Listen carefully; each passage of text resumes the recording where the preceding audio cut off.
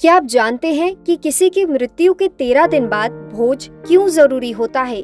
बहुत से लोग तो इसे सिर्फ एक रस्म मानते हैं, पर क्या आपको पता है कि 13वीं के भोज के बिना मरने वाले की आत्मा को कितनी परेशानी हो सकती है?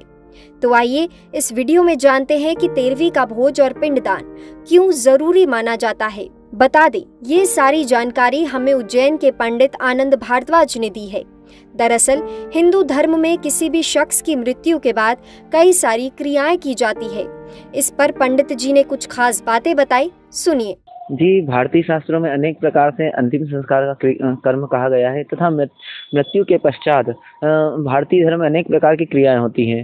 जिस प्रकार अंतिम संस्कार की क्रिया, उसके पश्चात उसका अस्थि संचय के पश्चात जो है दशा कर्म के बाद में 12वीं तथा 13वीं का कर्म होता है। हिंदू धर्म में 13वीं का बहुत महत्व होता है। गरुड़ पुराण के अनुसार ऐसा माना जाता है कि 13वीं तक आत्मा घर में ही रहती है। इसके बाद आत्मा यमलोक की ओर अपनी यात्रा शुरू करती है। अगर 13वीं भोज और पिंडदान नहीं किया जाता तो आत्मा को यमलोक तक पहुंचने में बहुत सी परेशानी होती है। यमदूत आत्मा को जबरदस्ती ले जाते हैं और उसे कष्ट झेलने पड़ते हैं।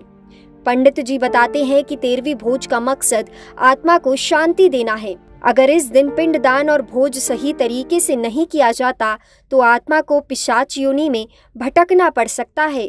तो यहाँ पर शास्त्रों के अनुसार गरुड़ पुराण के मुख्य अनुसार बताया गया है, गरुड़ पुराण के गया है कि सपिंडन विधान, ये 13वीं के दिन जो कर्म होता है वो सपिंडन विधान होता है तथा ब्राह्मणों का भोजन होता है और पितरों को शांति के लिए पिंडदान किया जाता है। सब पिंडन में ही पिंडदान होता है।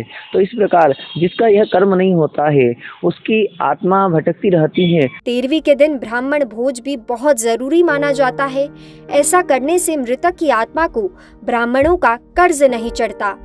अगर ब्राह्मण भोज नहीं कराया जाए तो आत्मा को मुक्ति नहीं मिलती और उसे कष्ट भोगने पड़ते हैं। 13वीं भोज में ब्राह्मणों को भोजन कराना बेहद जरूरी और महत्वपूर्ण होता है। इससे आत्मा को शांति मिलती है और जीवन की समस्याएं दूर होती हैं। 13वीं का कर्म अति आवश्यक कहा गया है तथा यह कहीं जगह देखा है, सभी अपने अपने सामाजिक अनुसार यह कर्म करते हैं। कोई 3 दिन में करता है, कोई 5 दिन में कर देता है, तो कोई 12 दिन में, कोई 13 दिन में, इस प्रकार यह कर्म करता है और अलग अलग ये कहा गया है। इस प्रकार गरुड़ पुराण के अनुसार अगर अपन शास्त्रों की माने तो यह 13 दिन का विशेष कर्म कहा गया है। 13 दिन के दिन जब हो जाते हैं, 13 दिन तक यहाँ पर कहा गया है कि प्रेत की जो आत्मा है, मृतक व्यक्ति की आत्मा है, वो धरती पर ही निवास करती तथा मृतक व्यक्ति के घर में ही निवास करती हैं तथा 13 दिन तक जो कर्म होता है उसे वह मृतक व्यक्ति अपनी आंखों से देखता है और जिसका यह सपिंडन कर्म और 13वीं कर्म शांति भोज ब्राह्मण भोज न होता है, उसकी आत्मा यही को प्रेत योनि की प्राप्ति होती तथा उस पर ब्राह्मणों का कर्ज होता है। इसलिए 13वें दिन ब्राह्मण का वो भोजन करवाना चाहिए जिससे मृतक व्यक्ति की आत्मा को शांति मिले। अगर आपके घर में किसी की मृत्यु होती है तो 13वीं का दिन आने पर ध्यान रखें कि इसे सही तरीके से सारे रीति रिवाजों के साथ पूरा करें। इस दिन सारे काम करना बेहद जरूरी माना जाता है।